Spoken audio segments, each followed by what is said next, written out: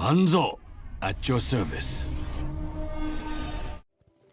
What's up everybody? In Hi-Rez's OB39 patch preview, they detailed their balancing plans for the next patch, and most of them were nerfs. Many of us hoped for a Cassie nerf, particularly to her dodge roll cards, but instead we got a nerf to Evie's wormhole. Before I talk about the changes, you need to know what wormhole is. Here's the card. Essentially, this adds an extra dynamic to Evie's kit, allowing her to blink twice within a set window. But it has a drawback, that if you don't blink back, you have to wait on not only the time window cooldown, but the original cooldown as well. Meaning that if you have a 4-second wormhole and don't blink back, you have to wait 8 seconds before blinking again. This is the only card in the game with a drawback, as well as having the biggest impact of any other card.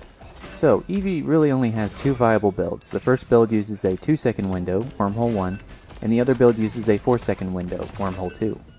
With the changes, her numbers were literally chopped in half. This change is confusing to me to say the least. Historically, Hi-Rez has opted to balance in ways that benefit the low and mid-level play, without any consideration for high level. Think back to the nerf and adjustment to Grover a couple patches ago. They cut his base health down during a time when Grover was considered just as bad as Sky in high level play. Players were baffled by this change, but their defense was that Grover's win rate was really high overall. But any above average player will tell you that this is because new or misinformed players buy aggression instead of cauterize and lose from that one purchase alone. Following this, let's look at a tweet from Drybear a couple weeks ago regarding Cassie and Androxus. We'll be looking at Cassie and Androxus from a meta level. Currently, they are both underperforming at most levels of play.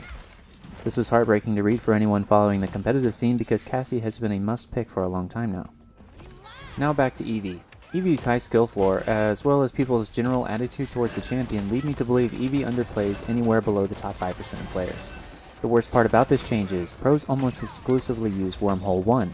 This patch will hardly affect Evie at all in the pro scene, as players will remove 1 point from Ice Block healing or whatever card they chose to fill in, and put it into Wormhole, bringing it back to 2 seconds. The players who are really affected are those using 4 seconds or more. 6 and 8 second builds are now impossible, while anyone wanting to keep 4 seconds will have to sacrifice a lot of utility elsewhere to keep it. OB39 will maintain Evie's strength at high level, but for new and average players, this change will hurt their playstyle and make Evie even more difficult to learn. Past balancing changes have suggested that Hi-Rez cares about catering to lower level and mid-level play more than high level.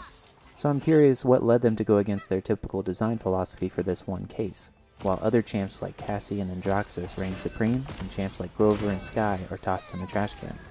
With that long rant out of the way, what do these changes mean and what can we do now? Well, if you're using my Fly Like an Eagle loadout, go ahead and delete it. Oh wait, you can't. Sorry. No, but really, you have 3 big options now. You can try to keep 4 seconds in Wormhole, and then take the blunt of the nerf, sacrificing Sword Duration or whatever cards you filled in there. You can opt for a brand new never before seen 3-second Wormhole, allowing you 2 to 3 shots before blinking back. Or you can conform to the pro standard and learn to play with a 2-second Wormhole. If you're currently using 4 seconds in Wormhole and make no changes at all to your build for this next patch, you'll be opting for this option regardless. Enjoy. Before taking the plunge and switching from 4 seconds to 2 seconds, there's some things you should know. 2-second Wormhole plays significantly different from 4 seconds.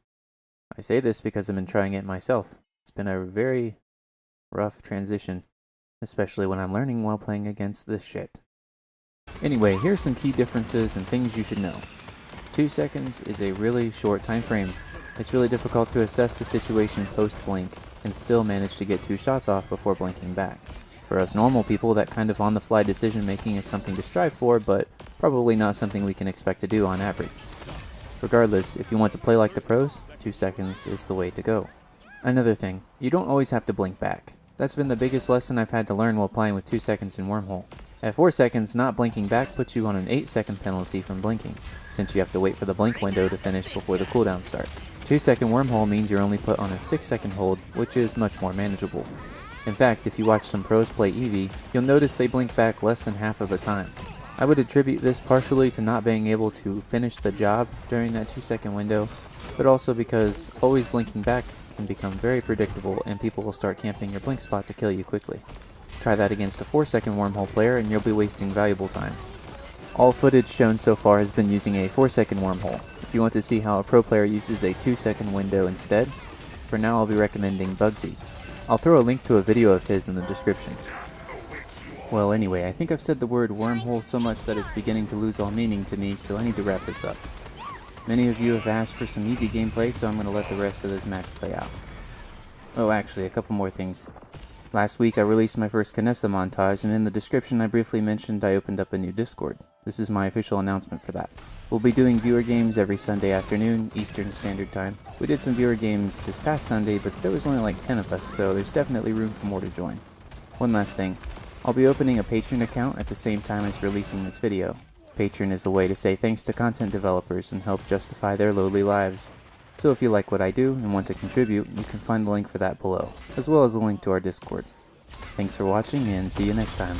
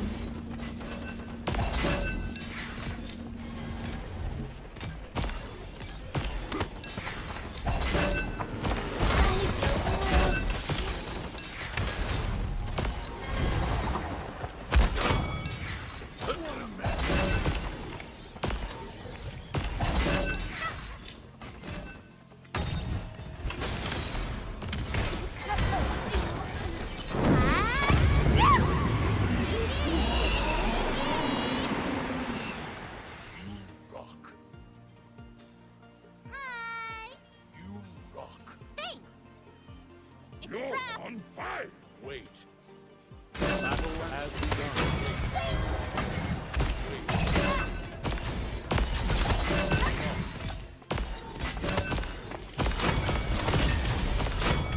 30 seconds remaining.